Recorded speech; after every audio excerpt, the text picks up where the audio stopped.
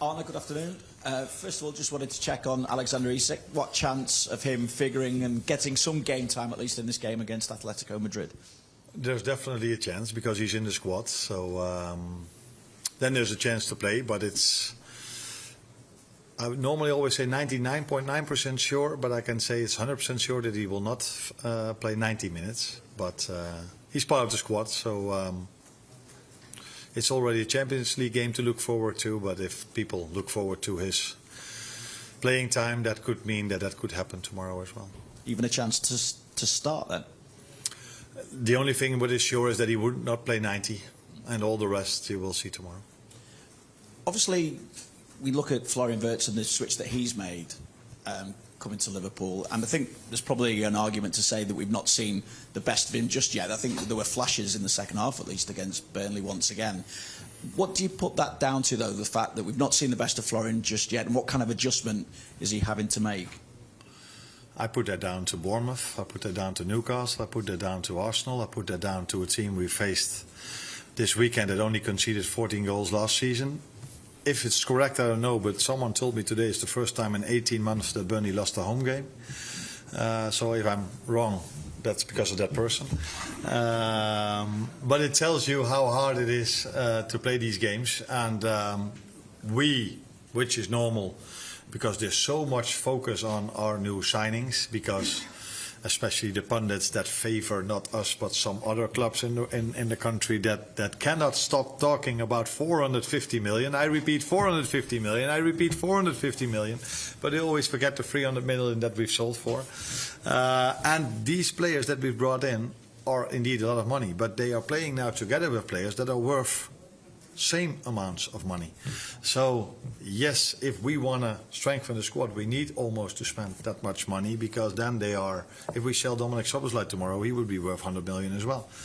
So there's so much focus on Florian, but the ones that have stayed behind still in the team haven't scored 4 goals or 12 assists as well.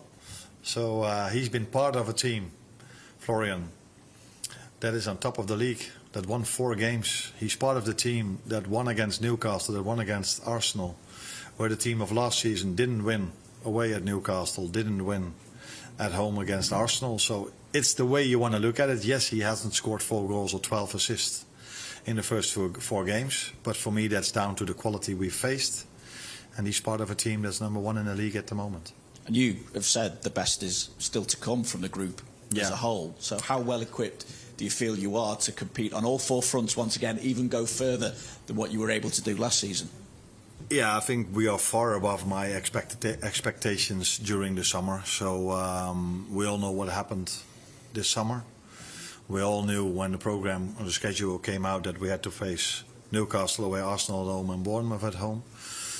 And it turned out to be Burnley a difficult one as well, but that is maybe not what I expected it, but not in the fashion as it happened on Sunday. So for us to be on 12 points now is so much more than I expected, especially after we've had so many changes in the group as well, in our squad, sorry. And yeah, I think we can do better, but we're not every time going to face Newcastle away and Arsenal at home. How does this test compare to what you faced already? Atletico. Sorry? How does this test against Atletico then compare to what you faced already in the Premier League? When I was at Feyenoord in the Eredivisie, you knew when you went from a Sunday to a Wednesday, you had to make 2 steps up, unless you played Ajax or PSV in the weekend. But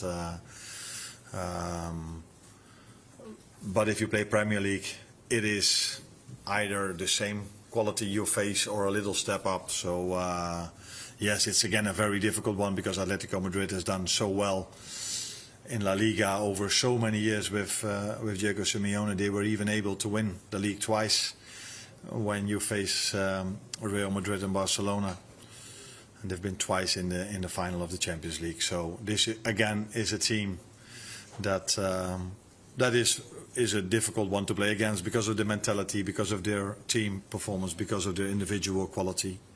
The last time I faced them, I still wake up sometimes, that's not true, but at night thinking about Griezmann, how good he was in that game. I think we lost 3-1. I'm not exactly sure, but he was outstanding that game. So the good thing now is that in my team I have players that can do similar things than Griezmann can do. And although I loved my players at Feyenoord a lot as well, but at that moment of time, in their moment of their career, they were not able to compete with Griezmann on that night. Thanks, Arne. Hans. Hi, Arne. You talk about the new players coming in, but you have won those 4 games in the Premier League. What does that say about the squad? And also, the mentality, that strong mentality has stayed there, hasn't it? Because you've won those games late on. Yeah. Yeah, everybody's very focused on us winning the game late on. But that, again, has a lot to do with the teams we faced as well. So, of course, it has a bit to do with how fit we are, that we can always keep on going and make the difference in the last part of the game. But if you face maybe teams that are not as strong as that, you are able to win the game a bit earlier. So it probably also tells you how difficult our schedule has been in the first few games for us to be, that we need to win it in the end. Then people will tell me, yeah, what are you talking about? You've played Burnley as well. But again, this team only conceded 14 goals last season in the whole season. So yeah, very happy with where we are, especially because I don't know if everyone knows what I mean with that, but I think everyone does. What a summer we've been through. And I'm not talking about selling players or bringing players in. I think we all know what I'm talking about. And then to be here with 12 points after such a difficult start in terms of the teams we faced is more than expected. But still, we know as well, and we want to do better. But I also wanted to do better than last season. So if we would have kept that team together, we needed to do better as well. And that's why we are every day on the training pitch to try, and in meetings to try and make the team better. You talk about the new players, but one of the older players, Andy Robertson, came off the bench on Sunday, played brilliantly well against Burnley. How much can he help, like a Milos Kerkez, for example? Brilliantly well. I think he played well. That we agree. If he would have played brilliantly well, he would have hit his left foot outside shot into the top corner. No, he had a very good impact. Milos started the game not brilliantly well, but he started the game well. But we had to take him off, and then it's such a nice thing that you have Andy Robertson to replace him, and he just came in the team as if he'd never been doing anything else and started to play with his teammates. But it was a difficult game for us, so I don't think anyone played brilliantly well. But he definitely played well, and so it's good to have him in the squad. That's for sure. Carl. Hi, Anne. I just wondered what you learned from last season's Champions League, particularly in terms of the format. You finished top of the group and then didn't get a particularly favourable draw, Well, and whether that will influence how you approach this Champions League. I got that question just a second ago as well. I think it's not a smart thing to do is judge something on one event, because if I judge it on one event, I would say it's of no interest if you end up number 1 or number 7 or number 8, because we had a very difficult draw, and the number 11 Real Madrid had to play the number 22, which was Man City. So what I like about this draw is tonight I go home. I go a little bit earlier home after this press conference, but tonight I'm in front of the television and I'm looking at which game is going to come up, because it's always going to be a nice game, because there can be a pot 1 team that plays a pot 1 team. In the past it was always pot 1 to pot 2, pot 3, pot 4. So that is the nice part of it. What I don't like about this format is that if you have NBA everywhere where you have a league table and then you play playoffs, you have a league table after everyone playing the same teams. So if you then end up number 1, then probably the number 8 is weaker than the number 5. But now there are teams that come from pot 4 that have an easier draw than teams that are in pot 1. So this whole league table doesn't give the real opinion about who's good and who isn't. So then it can happen like last season that the number 11 Real Madrid can play the number 22 Man City. And it's not like Man City did something so bad. No, they had to face a difficult draw. And it's the same like Paris Saint-Germain. If you look at the draw of Paris Saint-Germain this season, it's the same as last season. So if you ask me this question immediately after we lost Paris Saint-Germain, I would have told you, forget about the first 8 games. But now I use my brains a bit more, and I tell you, don't judge a new format on the first time. Judge it after 3 or 4 times, and then see maybe the upcoming 3 times the number 1 of the league table will have a favourable draw. But that was definitely not the situation last season. Pass past the Paul behind you. Arne, when you think back to the second PSG game and how close it was, does the fact that they went on to win the tournament give you a boost in a way, or does it frustrate you? A bit of both, maybe. Because we were so close, I think it wasn't that I said it, but I think Luis Enrique said before, when he said here, he said the team that's going to win this playoff is going to win the tournament. And he was right.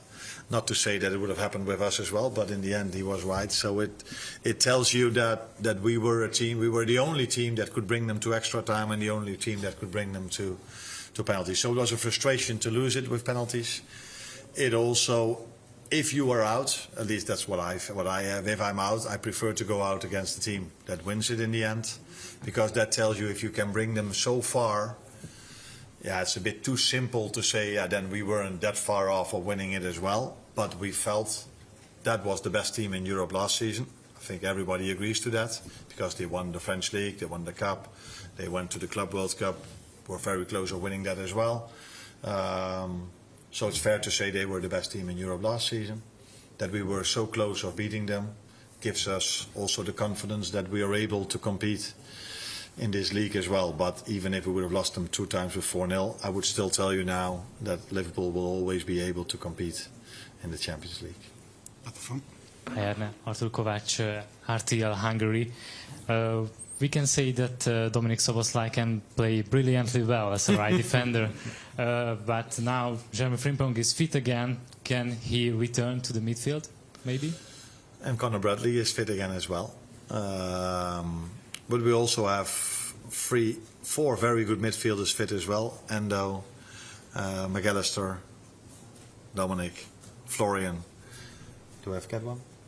Curtis is not fit, Curtis Jones.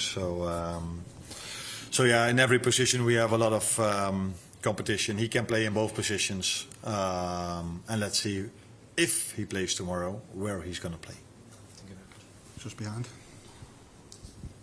Hi, Arne. Gabriel from Swedish SVT. What do you think will be the biggest challenges here for Alexander Isak in the first time in the club that he must focus on? Getting fit. Getting fit after missing out 4 months and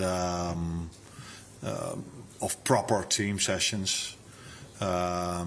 He doesn't have to prove to anyone that he's good enough to play in the Premier League, because that's what he's proven already at Newcastle. So the main challenge he has is to become so fit that he's first of all ready to do what he did last season. And then speaking about Paris Saint-Germain, I don't think anyone is surprised that I was mainly impressed by the way they press. So it's double press. And that is what was Dembele was one of the examples that was so outstanding in his pressing game. So everybody is focused on Paris Saint-Germain about all the goals they score, but I was mainly impressed by the way they pressed. And so the moment he's fit and match fit and he can play 90, and then the next step is playing 3 times in a week, 90 minutes, and then the next step is going 1 step further in terms of pressing. And that's what he has to do, and then scoring goals and doing special things in attack, that is something he will 100% sure do. John, here. Hello, here in Spanish. Spanish, yes. Please. Yeah. You were speaking before about the transfer window in Spain. We've spoken about how much money Liverpool have invested. Does it annoy you that people talk about how much money you have spent, and do you agree that you are considered the favourites in this Champions League? He's been listening to a lot of talk sports because he was saying that we spent so much money, and it didn't came to him probably that we've sold for 300 million. I repeat, for 300 million as well. I think it's only a compliment. I think it's only a compliment that people tell everyone that we've spent so much, because that tells you that the players we've brought in are seen as very good players. So I'm for a part responsible of bringing the players in as well, together with some other people. And I think we should see this as a compliment that everybody is like, wow, they did great business. And I think we did. We brought in great players, and to add to that, we've already lowered the age of the players. So some other teams prefer to bring in 27-year-olds because they're already, bam, ready. But we think we've brought in players from 21, 22 that are ready, but also 21, 22. So, and then if they are 4 or 5 years with you, you can still sell Luis Diaz for 80 million. But if he would have been 28, I think it's harder to sell him for 80 million if he's 32. So that's our model, and I think that model should get a lot of praise, because I've said it here in England once or twice, and I can say it one more time to you as well. I think all the money we've spent, we generated ourselves by selling and winning the league after we didn't buy anyone at all.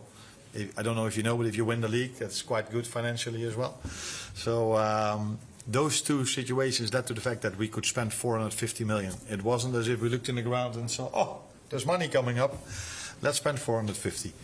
No, we've generated ourselves, and that is, I think, a big compliment for the model we have and for the quality players we've brought in, that everybody is only talking about the 450 we've spent. Mo? And we are always, that's not a surprise to you, if you're Liverpool, you're always, if you're an English club playing in the Champions League, you belong to one of the favourites.